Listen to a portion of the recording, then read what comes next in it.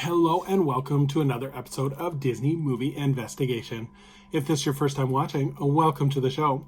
On each episode, we take a look at a movie that is featured on Disney+. On this episode, we're taking a look at the independent feature, A Hidden Life. And also, stay tuned for our bonus story as we take a look at the history of Disney's military hotel, The Shades of Green.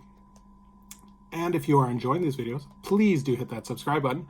That way you'll be notified with each new video. But for now, sit back and enjoy this episode of Disney Movie Investigation.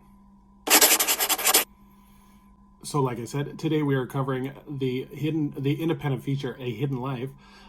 This was released on May 19th, 2019, and it was directed and written by Terrence Mack. The production companies were Elizabeth Bay Productions, Aceway, and Studio Baselberg. It was distributed by Fox Searchlight Pictures and Pandora Film Production. The budget for this movie was $9 million, and it did a box office return of $4.9 million. But let's take a look at the development. So on June 3rd, 2016, it was reported that the film, originally titled Renegade, would depict the life of Austrian Franz Jägerstätter. And Jägerstätter was a contentious objector during World War II, as he was put to death at 36 for undermining military actions was declared a martyr and betaffled by the Catholic Church. Terrence Malick, when writing the film, said the movie would have a more structured narrative than his previous works, and filming started at the Studio Baselberg in Potsdam, Germany in the summer of 2016. Outdoor scenes were shot in Germany, and James Newton Howard was hired to compose the score along with violinist James Ennis. And a soundtrack was released on December 6th, 2019 from Sony Classical Records. And the score was famously recorded in the Abbey Studios in London. Another aspect that I found with this one while filming is they actually used all natural light. There was no actually theatrical film lighting used for this production. And so this created a little bit of a tricky shot because they had to record some scenes directly when the lighting was perfect. So it created a little bit of hectic scheduling. So let's take a look at the cast. So we have most of the cast, just to let you know, is all European actors. So you may not recognize a lot of them. But August Delisle was portraying Franz Jägerstätter. Valerie Pancher played his wife Franziska Jägerstätter. Michael Nagefest plays Bishop Joseph Fleischer. Jürgen Poncho plays Major Schiegel. And Matthias Skolnerus plays Captain Herder. So in terms of the plot, it is based on real events, like I said. And A Hidden Life is the story of the unsung hero, Franz Jägerstätter, who refused to fight for the Nazis in World War II. When the Austrian peasant farmer is faced with the threat of execution for treason, it is his unwavering faith and his love for his wife Fanny and his children that keeps his spirit alive. So in terms of the release, it took Malick 3 years to edit the film. And before the film premiered, Malick did a special screening for the daughters of Jägerstätter, who were completely satisfied with the film and gave it their full support. The film premiered in competition in the 72nd Annual Cannes Film Festival, and the next day it was acquired by Fox Searchlight Pictures for between $12 to $14 million. The film was also screened at the Vatican Film Library, where director Malick made a rare appearance to introduce the film. And the film would receive nominations and awards from many different film festivals from around the world. So would I recommend this movie? I think this movie is like kind of one of those movies that depicts film as art, and the story is told in a very interesting way. I like the storytelling device of having the action, the husband and wife are writing letters to each other, and the action is depicting the action while they're reading these letters. So I think that's really cool in an interesting way. I think the story is really inspiring in terms of a man sticking to his convictions in the face of adversity and the threat of harm to himself. And you can see really the struggle of him having to stick to this conviction, with him loving his wife and his children, but not wanting to fight for a cause he does not believe in. My only complaint is this is a very slow-paced movie. It is nearly 3 hours long. and you feel every minute of it. It is it's very in depth and it wants you to feel that emotion.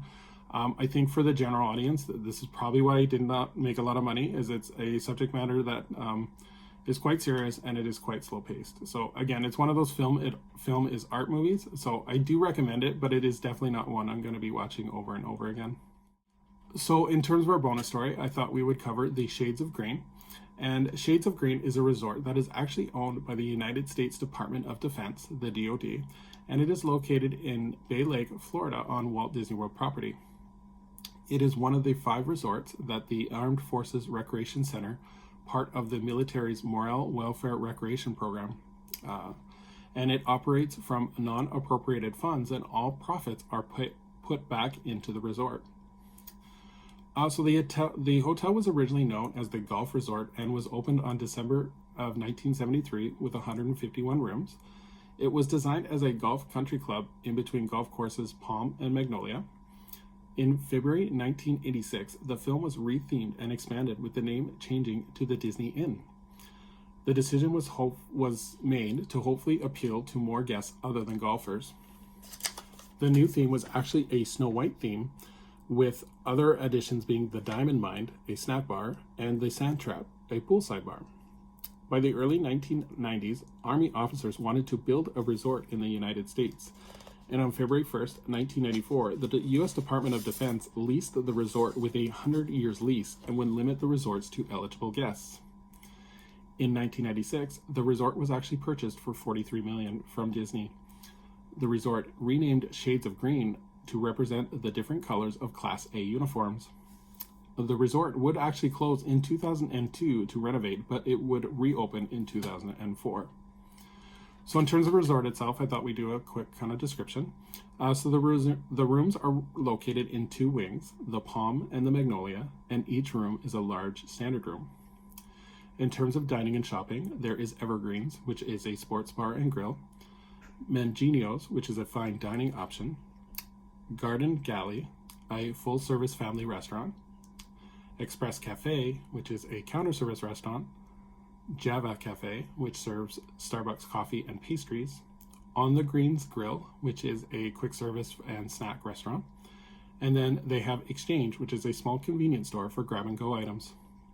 In terms of fitness and recreation, there is a fitness center, tennis court, and 2 swimming pools.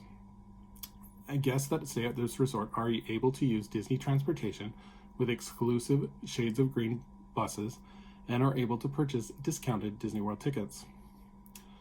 In order to stay at this resort, the guests must be one of the following. They must be a current active member of the United States Armed Forces, or a current Reserve and National Guard members. They can be retired members of the Armed Forces or the National Guard, honorable discharge veterans, recipients of Medal of Honor, and they can be current or retired civilian members of the Department of Defense. Room rates are based on rank and pay grade. And so in terms of my experience, I've actually never stayed here because I'm Canadian and I'm not a member of the US military. And I probably never will stay there. I am a supporter of this, as I think it's both a great initiative from both Disney and the Department of Defense to give back to those that serve. From what I understand, the resort is beautiful, and it is a chance for those of the active military to save a little bit of money and treat their family members to a Disney World vacation. So I definitely think it is, I applaud the effort on Disney, and I think it's a great initiative. So thank you so much for joining us here on Disney Movie Investigation. I would invite anyone to please leave a comment if they've seen the movie in live to what they thought of the movie, as well as if any of you have stayed at Shades of Green. I would love to please, if you could leave a comment on what you think of the resort. Is it worth the hype, and what do you think of this initiative done by Disney? So as we look forward to our next episode, we are going to be taking a look at the Halloween season as we take a look at a recently released Hocus Pocus 2. So until next time, I hope you have a magical day, and we will see you real soon.